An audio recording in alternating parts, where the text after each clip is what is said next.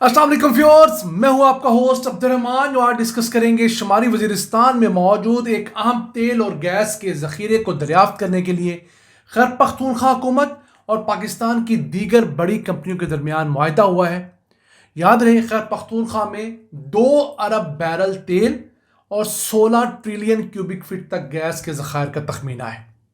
खैबर पख्तूनख्वा पाकिस्तान का पहला सूबा था जिसने अपनी तेल और गैस जोड़ने वाली कंपनी बनाई थी और टारगेट ये था कि 2 लाख बैरल यौमिया तेल और 2000 मिलियन क्यूबिक फीट गैस आज 2025 तक पैदा किया करेगा। इसमें किस हद तक कामयाबी मिली, क्या नाकामियां रहीं, ये डिस्कस करेंगे।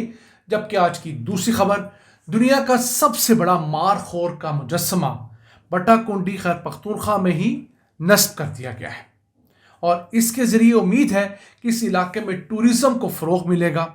मज़ीद क्या तफसीलात हैं आप प्रोग्राम के दूसरे हिस्से में जान सकेंगे, लेकिन पहले चलते हैं आज की सबसे अहम खबर की तरफ। शुमारी वज़ीरिस्तान और कुर्रम के अजला में तेल और गैस का एक अहम तरीन ब्लॉक पाकिस्तान की बड़ी तेल गैस ढूंढने वाली कंपनियों के इश्तराक से हवाले कर दिया गया है। यह कहलाता है मिरन ब्लॉक, जो कि 1064 मुरबा किलोमीटर पर फैला हुआ है। इसमें से कोई 85% एरिया शुमारी वज़ीरिस्तान के ज़िले में है और 15% एरिया कुर्रम ज़िले में है। खैबर पख्तूनख्वा के अंदर तेल और गैस दोनों के बहुत बड़े ज़खायर हैं। तेल तो 2 अरब बैरल तक एस्टिमेट्स हैं, जबकि गैस का एस्टिमेट 16 ट्रिलियन क्यूबिक फीट तक है। तो ये जो ब्लॉक है, इसके अंदर 2 बड़े जो एंटिटीज़ हैं, एक OGDCL और PPL, पाकिस्तान में तेल गैस जुड़ने वाली दोनों बड़ी कंपनियां, वो 49% की हिस्सेदार बन चुकी हैं। जबकि Khyber Pakhtunkhwa oil gas company जो है वो 51% की हिस्सेदार है। उम्मीद है अगले साल इस ब्लॉक के अंदर हम इंशाल्लाह ताला कोई ना कोई डिस्कवरी ज़रूर देखेंगे। इससे पहले हम आपको बता चुके हैं कि वज़ीरिस्तान के अंदर ही जो शिवा गैस फील्ड है, वहाँ से तकरीबन 69 मिलियन क्यूबिक फीट यौमिया गैस हासिल हो रही है, जो कि सिस्टम में शामिल हो चुकी है। खैबर पख्तूनख्वा पाकिस्तान का पहला सूबा है जिसने अपनी तेल और गैस छोड़ने वाली कंपनी बनाई है। इस वक्त मुल्क में जितना तेल मुकामी सतह पर निकाला जा रहा है, उसमें से 50% यानी 30,000 बैरल यौमिया तेल खैबर पख्तूनख्वा में निकलता है। इसके साथ साथ टोटल मुल्क की गैस की पैदावार में 13% हिस्सा खैबर पख्तूनख्वा का है, जो 410 मिलियन क्यूबिक फीट यौमिया है। और अगर बात करें LPG गैस की, तो 40% जो गैस है मुल्क की, वो खैबर पख्तूनख्वा में निकलती है, वो 800 टन है। तो ख्वाहिश ये थी जब इस इदारे को बनाया गया था 2013-14 के अंदर कि 2025 तक यानी 10 सालों के अंदर खैबर पख्तूनख्वा के अंदर जो तेल की पैदावार है वो बढ़कर 2 लाख बैरल यौमिया हो जाएगी। ऐसा नहीं हो सका, ये भी सिर्फ 30,000 बैरल तक पहुंची है। फिर ये ख्वाहिश थी कि सिर्फ Khyber Pakhtunkhwa 2 billion cubic feet 2000 million cubic feet यौमिया गैस पैदा किया करेगा। बदकिस्मती से वो भी नहीं हो सका। फिर जो LPG गैस की ख्वाहिश थी वो कोई 2800 टन यौमिया की थी, जो इस वक्त 800 टन है, वो भी मुमकिन नहीं हुआ।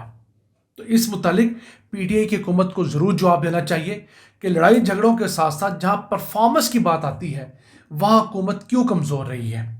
इस तमाम टनियोर के अंदर सिवाय 1.5 साल के अरसे के, जब इंटरम गवर्नमेंट आई और ट्रांजिशन का टाइम था, इलेक्शंस थे, वो दूसरी हुकूमत थी, वरना तो PTI की हुकूमत कंटिन्यू करती रही है।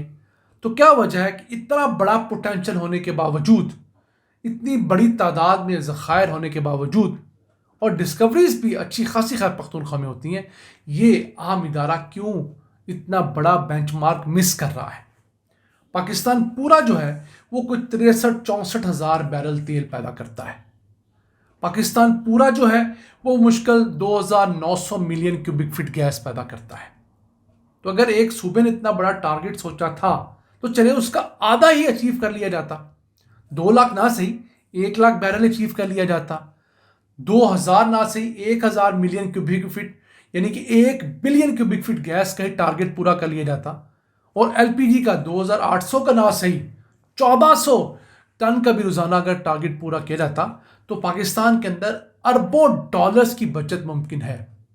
पाकिस्तान सबसे ज़्यादा जिस चीज़ पे पैसे लगाता है इंपोर्ट्स के अंदर, वो हमारी पेट्रोलियम प्रोडक्ट्स हैं। ہر سال ہم 16, 18, 20 اور جن سالوں میں تیل اور گیس کی قیمتیں زیادہ ہوتی ہیں $25 ارب تک پیٹرولیم مصنوعات کی امپورٹ پہ خرچ کرتے ہیں۔ پیٹرولیم کا سیکٹر کسی وجہ سے بھی اپنے قدموں پہ کھڑا ہو جائے، وفاقی حکومت کے اچھے فیصلوں کی وجہ سے ہو جائے، یہ خیر پختونخوا کی کمپنی کا اچھا کام کر لے، سندھ کر لے، بلوچستان کر لے، کہیں سے بھی ہمیں تیل گیس کے وسیع ذخائر مل جائیں تو یقین کیجیے نیشنل سطح کے اوپر ہم بہت کمفرٹیبل ہو جائیں گے۔ پھر اب تو جن علاقوں سے تیل گیس نکلتا ہے وہاں کی رائلٹی بھی 12.5% تک ہو گئی ہے۔ پہلے رائلٹی کے مسائل تھے، وہ بھی وقت کے ساتھ ساتھ اب طے ہو گئے ہیں۔ صوبوں کو کئی 100 ارب روپے تک رائلٹی کی مد میں ٹرانسفر ہوتے ہیں، اوبیسلی وہاں سے تیل گیس نکلتا ہے، پورا ملک اسے استعمال کرتا ہے۔ تو یہ چیزیں جو ہے ایڈریس کی جانی چاہیے اور یہ جو سٹیپس ہیں انہیں بڑی تعداد میں لینا چاہیے۔ آئیے چلتے ہیں آج کی دوسری اہم خبر کی طرف۔ دنیا کا سب سے بڑا مارخور کا مجسمہ خیبر پختونخوا کے کاغان میں بٹا کنڈی کے مقام پہ نصب کر دیا گیا ہے۔ یہ 105 فٹ اونچا ہے، 38 فٹ چوڑا ہے اور اس کے اوپر تقریباً 7 کروڑ روپے لاگت آئی ہے۔ اور اسے بنانے کا مقصد یہ ہے کہ بٹا کنڈی کے اندر بننے والے ایک نئے ہوٹل جس کا نام ہے شاہ داؤد پیلس اسے پروموٹ کیا جا سکے۔ تو دنیا ایسے ہی کرتی ہے، بڑے بڑے لینڈ مارکس اگر آپ دیکھتے ہیں، پیرس میں فلانا ہے، نیو یارک میں فلانا ہے، تو وہ لینڈ مارکس کے ساتھ جو شہر ہوتے ہیں وہ مقامات اٹیچ ہو جاتے ہیں۔ جیسے مری کا مال روڈ جو ہے اور اس کے اندر جو جی پی او کی بلڈنگ ہے، اسی طرح وہ لازم و ملزوم بن جاتے ہیں۔ تو ایک اچھا اضافہ ہے اس ہوٹل کے پرسپیکٹو سے بھی، اور اس کے ذریعے اس علاقے کو الجزیرہ وغیرہ اور بڑے تمام جو نیوز نیٹ ورکس ہیں انہوں نے جو ہے وہ کوریج دی ہے باقاعدہ طور پہ۔ اب یہ جو شاہ داؤد ہوٹل بن رہا ہے، یہ ایک فیملی نے اس جگہ کے اوپر اپنی گرمیوں کے لیے ایک چھوٹا سا مناسب سا گھر بنایا تھا کہ وہ اپنی گرمیاں یہاں کے گزارا کریں گے۔ ٹھنڈا علاقہ ہے، سردیوں میں برف باری ہوتی ہے، خوبصورت علاقہ ہے۔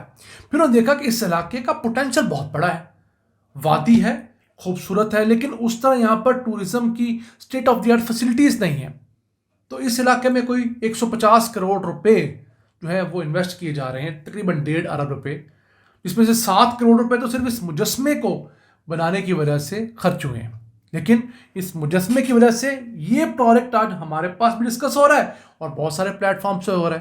ہوٹل تو کئی بنتے رہتے ہیں، لوگ ان کا نام بھی نہیں جانتے، لیکن دیکھیے اس طرح کی چیز کے ساتھ آپ مفت میں اپنی پبلسٹی لے لیتے ہیں، پھر اپنا ایک سافٹ امیج دنیا کو بتا دیتے ہیں، دنیا کو یہ بتاتے ہیں کہ مارخور پاکستان کا نیشنل اینیمل بھی ہے اور پاکستان میں اس کی کنزرویشن کے اوپر بہت کام ہو رہا ہے، اس کی تعداد بھی بڑھ رہی ہے۔